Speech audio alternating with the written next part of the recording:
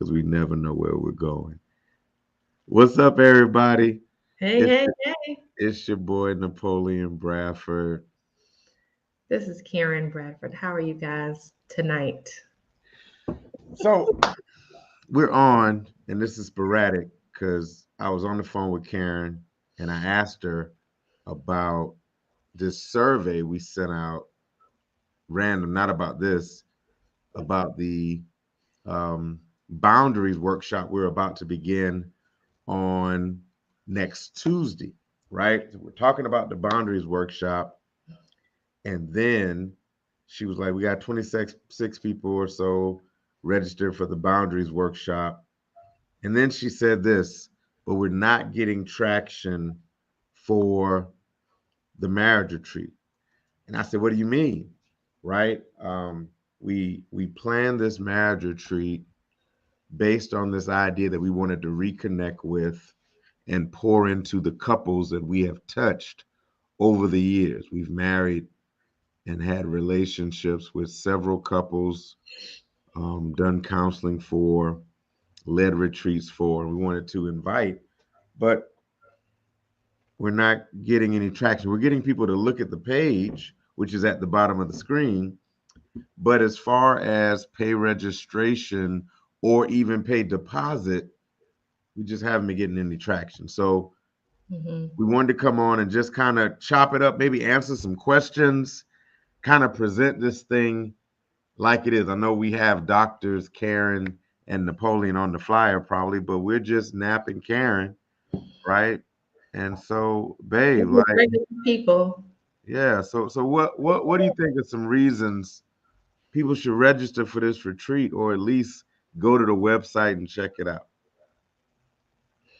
I think it's a time where couples who truly have questions that they want answers for, who want to really have those casual conversations that yield um, relevant and practical application, right?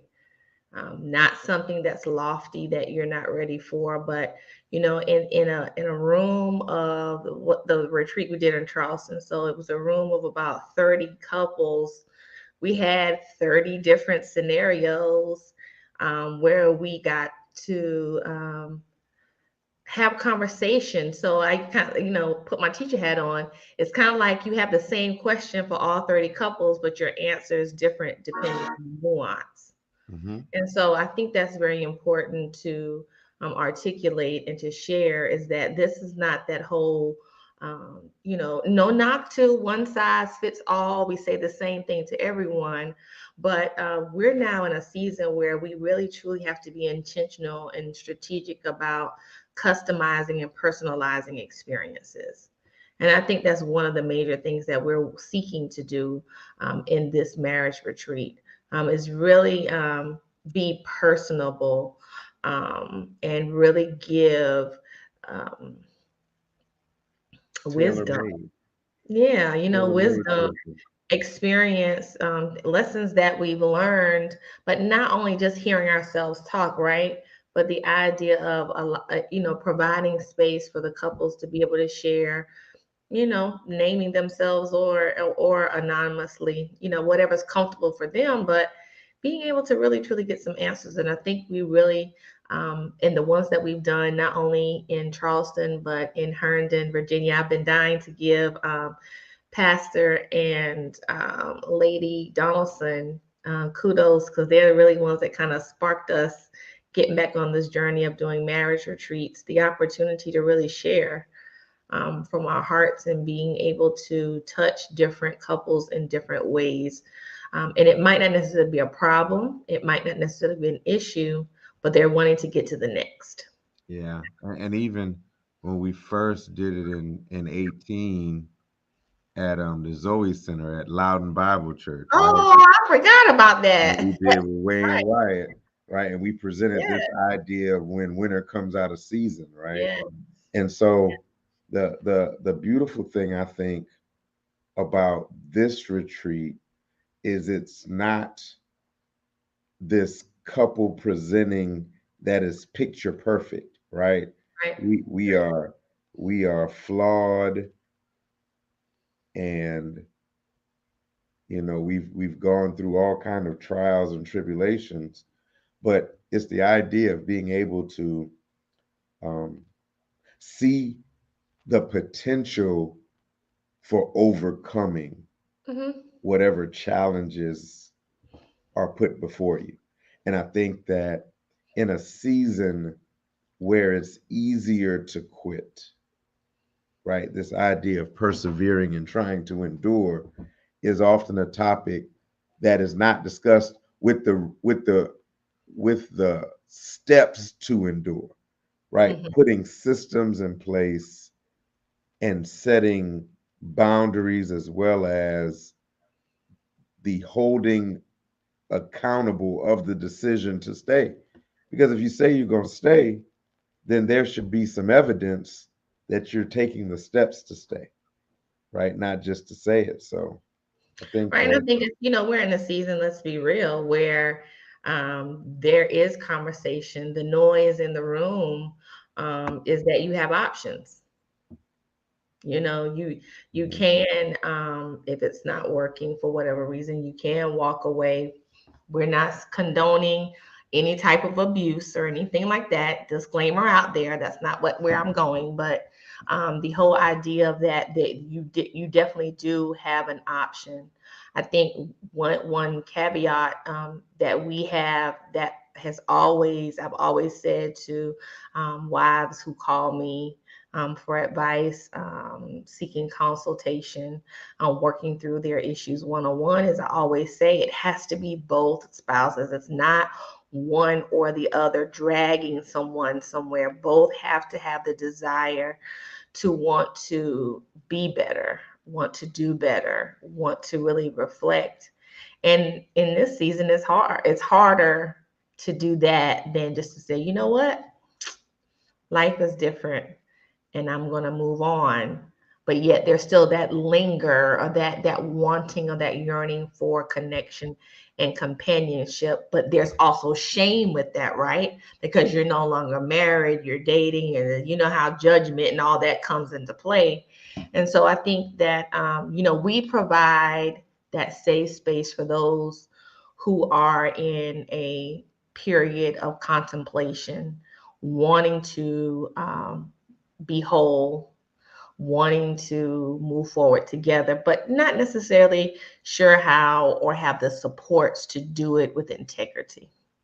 and because we're in a post-pandemic, or as Guns would say, a pandemic impacted Mm-hmm. relationship structure, many people didn't know how unhappy or Right. unstable their relationship was until they had no place to go but with the person they were connected to, right? So that suggests that for many people, Mm-hmm. they were masking their unhappiness by busyness, right? They'd Mm-hmm. be all over the place, they'd Exactly. be everywhere in an effort to try to present this picture of wholeness, but they Mm-hmm. never had to really deal with their spouse Right. because they were so busy being everywhere else. But Right. then pandemic happened, and Mm-hmm. then they had to spend time in the community. I mean, in the house with the Mm-hmm. person. And as they spent time in the house, they couldn't escape. They couldn't go nowhere, right? They Yeah. couldn't dip because, right? What would it look like for them to be quarantined yet bringing COVID in the house, right? Because they done laid with someone COVID infected. So they But had. you made a good point though. Those 2 years of quarantine, not only did we get to know ourselves better, but what was exposed or revealed was what was going on in our relationships that we didn't necessarily have to focus on because we had all the other things going on in life. And so now that we've come out of it and people, have a new, I guess, lease on life. There's, self-discovery, whether, and not only self-discovery, well, included with self-discovery, they're looking at personal, they're looking at professional, they're looking at travel, they're looking at all these different things and realizing, there's much more to the world. And that also includes relationship. And so now they're having to tackle that in a different way, because before quarantine, we just go back to packing up our schedule and acting like everything's okay, and teaching around in Louis Vuitton and Coach purses and all this kind of stuff. But all that doesn't make marriage. It's that intentionality of communication and togetherness and spending time. And it goes much deeper than what we're eating for dinner. It's how was your day? How are you functioning?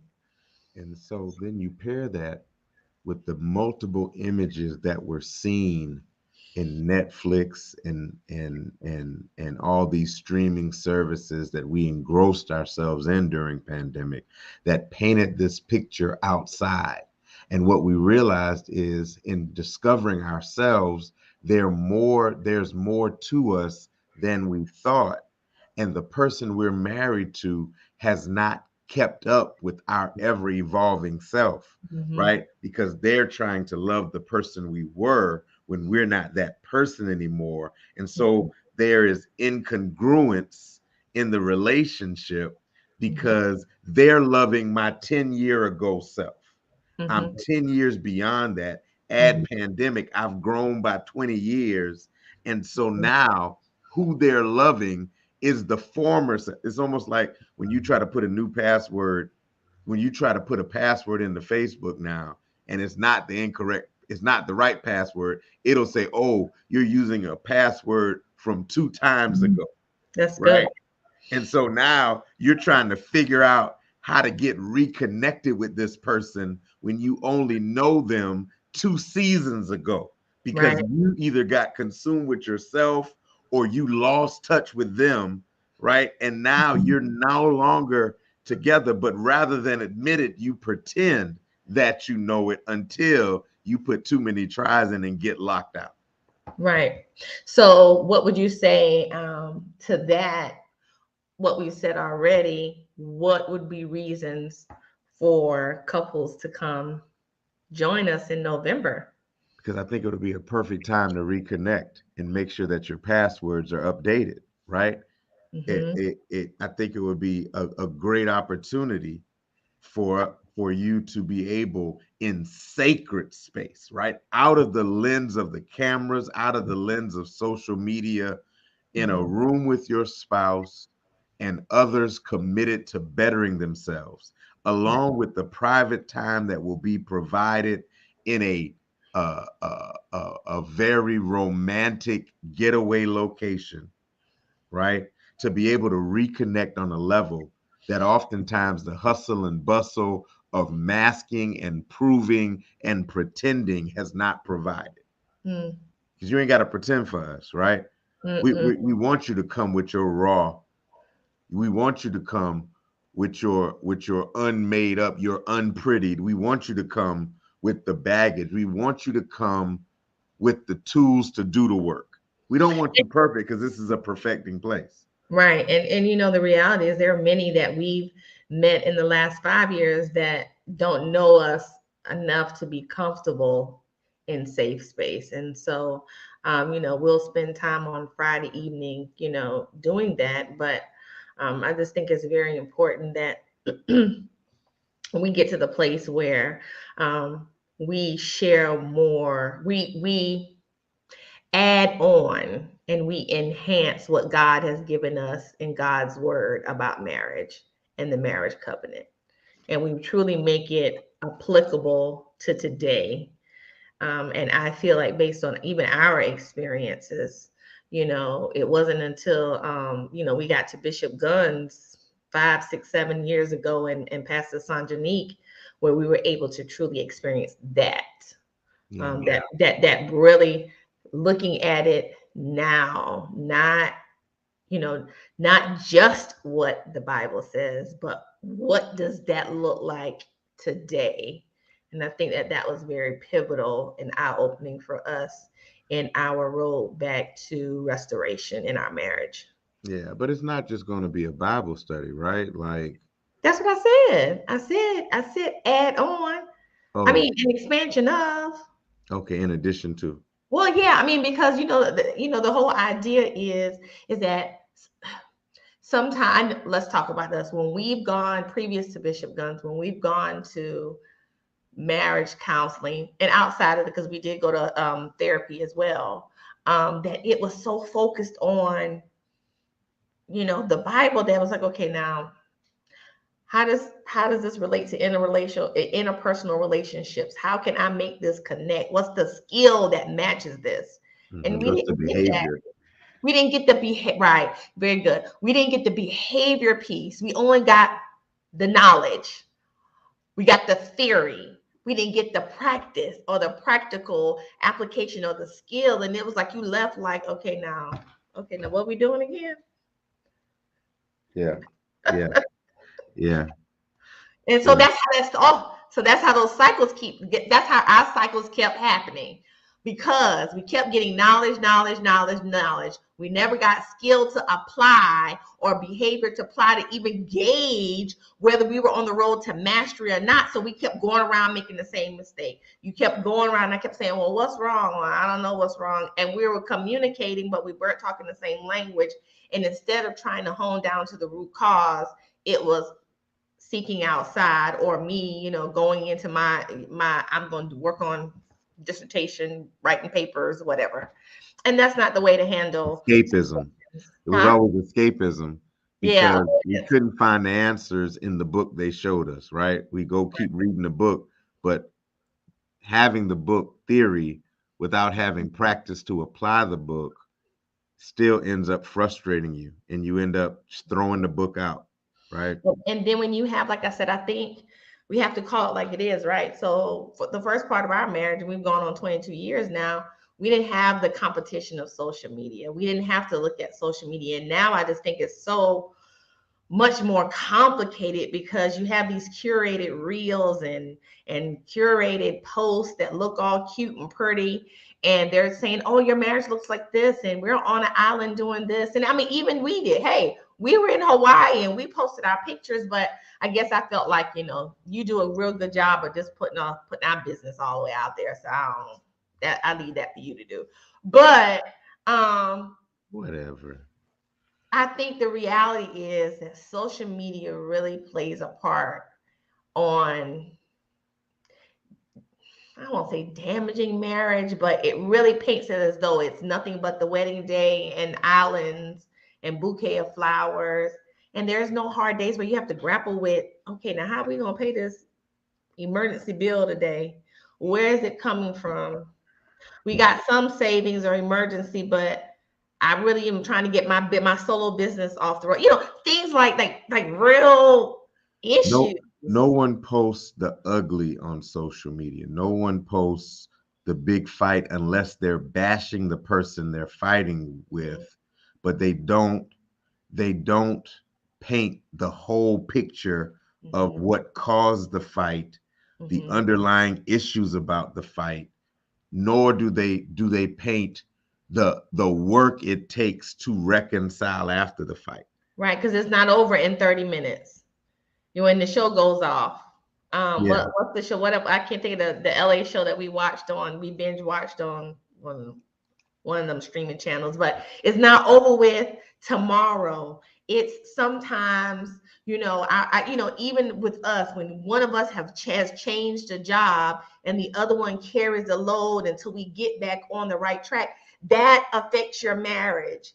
How do you grapple with somebody has the opportunity to go into a new career, but yet there's a transition period? How you gonna navigate that when you still got bills coming every month? Yeah, you love them, but when you see them, you're angry. Because when you see them, you think about what you wanted to buy, but you couldn't buy. There you go. And how do you still maintain, how you still come home and kiss them with a smile on your face, or lay in the bed and it's gotta be more than trust the Lord with all your heart and lean not on your own understanding. That's not going to cut it. I mean, that is Bible, but at the middle, when you got to decide, do I make love to this person who's getting on my nerves, or do I give them the cold shoulder till they bring the check home? Right? You gotta, that ain't in the Bible nowhere. That you don't see that in those scripture, right? But that's the real of what relationships face. And Or even with us, I mean, I was tired of the hometown, and I was like, look, dude, it's time to move. And you looked at me. It took us a couple of months to get there because you were tied to the hometown, and I was like, my wings have dried. It's time to fly. You have to, how do you navigate when the season for one person is changing and the other person is not necessarily there yet? But the spouse, I knew it was good for both of us, but you didn't necessarily quite trust. You didn't trust me at the beginning. Now I think you feel differently. But I think that those are all things, stages that are not covered in marriage counseling. They're not covered in even marriage retreats, right? The real stuff. I mean, it navigating the highs and lows of life, because all arguments in relationships don't come from infidelity. No, Right? they don't. All arguments Or money. or money, right? They don't come. They could come from a philosophical difference, right? They could come from the decision to embrace a sick parent, right. Or they could come from the decision to embrace a child that came either prior to or during, right? The blended piece, right? That it could come from the sudden decision to go back to school, or the rise from entry level position to senior management while the other person feels stagnant in their position, right? Yeah. It's a lot. Especially that parenting piece. That can cause great division between husband and wife, nature and nurture. And how do you meet each other in the middle to continue to parent that child to their best ability, their giftings, their talents? How do you do that when the two spouses didn't necessarily grow up in the same household, or the same philosophy of thinking about parenting? That can cause strife. And so how do you navigate that? Or like you said, I think you said that already, when you have the blended family and the children who come to you, to your home with the both of you, how do you navigate that so that no one feels slighted or no one feels abandoned because the dynamic changes? And then that whole temporary piece, right? Because there are a lot of blended families who have the in and out traffic on a regular basis, and that can wreak havoc on the husband and wife over a long period of time, to the point where there may be subtle erosion of connection. Oh, that's good. That's good. So how do you navigate when the erosion takes place over time? The eroding of the marriage, right? It's not a major hit. There's no major event, no life event that happens suddenly.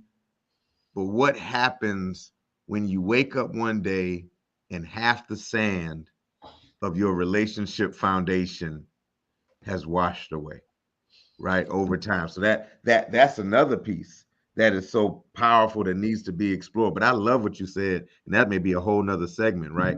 Parenting to their strengths, right? Because a lot of times we don't do that. We It's what we want for the child. Is what we want for the teen or the young adult. Is what we see them doing. But what happens when they look you in the eye and like, that's your dream, that ain't mine? Yeah, that's good. That may be something we have to do later on. Parenting to strengths. I think ours is just funny though, because our son, we support his major, but it's just so funny because this summer it was like we told him to come home come home. And he was like, I ain't, peace, deuces, I ain't coming. Yeah. Like, Yeah. what do you do when you have that happen, right? And one parent is like, no, I'll just leave him out there. And the other parent's like, no, I'm going to get my child. Like, what do you do? Because that can cause erosion if Yeah. you allow it to. Or division, right? Or Not division. necessarily erosion. That could be a straight break. Different parenting styles, different beliefs, right? Making Thankfully, stances. thankfully, I just prayed about it and was just like, now I will say, okay, see, that's God. I prayed about it and I just said, okay, now there's his dad did live on his own during college. There may be something to this. And I'm glad, I will say, thankfully, I'm glad that we did. The outcome was more than enough. And Corin definitely learned a lot of lessons and grew wiser over the summertime. And so it all ended up good, but that's not always necessarily the case. And Yeah. how do we support blended families or even different types of family units? Because it could be a family with a single parent. How do you help support them? And I know that the necessarily is not marriage, but to the point of It is relationship though, it's because single relationship, parents and that still we want date. perfecting place to not only be about marriage, but at some point we want to extend to perfecting individuals, perfecting families, perfecting it all. We all are on this perfecting continuum of moving forward. Yeah, yeah. So I guess Oh, that's our plug, right? Like we're trying to plug this conference, this retreat, November um, the 18th through the 20th to the 20th. at the Embassy Suites in Myrtle Beach. It's going to be fantastic. Kingston Friday, Resort. Saturday, Sunday. Kingston Resort. Kingston Resort, Embassy Suites at Kingston Resort. And if you guys, this is the wrong date, it's not a good date, not a good time, don't like the place, please tell us. We're planning on doing more. The goal is to do 2 or 3 a year. For each group. Two. Yeah, and we want to go and do them in different places. Yeah. We really want to expand. We love travel. We're foodies. We love music. We love movies. We love people, and we really want to. I did get an inbox or a phone call. My roomie from college called me and said to go to Destin. I love Destin, Florida. It's another vacation spot, so we'll definitely look at that for the We're future. praying for Dallas is Florida right in the now. works. So, you guys just let us know. Sharing information is better from us not hearing from you at all. We know Yeah. there's a lot going on towards the end of the year, but we do want you to consider joining us for the weekend, and share the opportunity with another couple, engaged couples. We have something for you. Yes, you reached out to us, and we prayerfully put something together. So don't shy away. If your weekend is still available, please visit the website and join us for the weekend. Yep. And the deadline for registration is the 14th of October. Yes. You can do a payment, right? A Deposit. deposit. I think Mhm. it's 50% deposit. Yeah, so that's 117 and some change, and then the deposit on the hotel. If they're going to stay at that hotel, it's 129 a night. We got a special rate. And so, I thought about that because the reality is maybe they want to come to the retreat, but maybe they don't want to stay at the hotel. Fine too. We just want to be able to provide on-site accommodations on the water. Yep, on the water. And so you can don't have to travel far after the session gets good. You can just, hit the elevator. Hit the elevator. But I mean, it's a It's retreat. right. I didn't say You anything. roll your eyes like No, we ain't hitting LA. We gonna might hit the elevator in the middle of a session. Might say gotta be back. We'll be right back. Be right back. Be right back. Well, take a break. Take a break. Take a break. Do this homework. Breakout sessions. Yeah. But anyway, listen, we love you. We're gonna be on long. 30 minutes is way Thank too y'all for long. joining us. But thank you for rocking with us. Go to the website. Hit the website up. It has a lot of information, how to All of register, the how to book information. your hotel. And we can't wait to see you in Myrtle Beach in November. We'll be back. We'll We'll be talk to you back. soon. All right. Love y'all. Bye. Bye.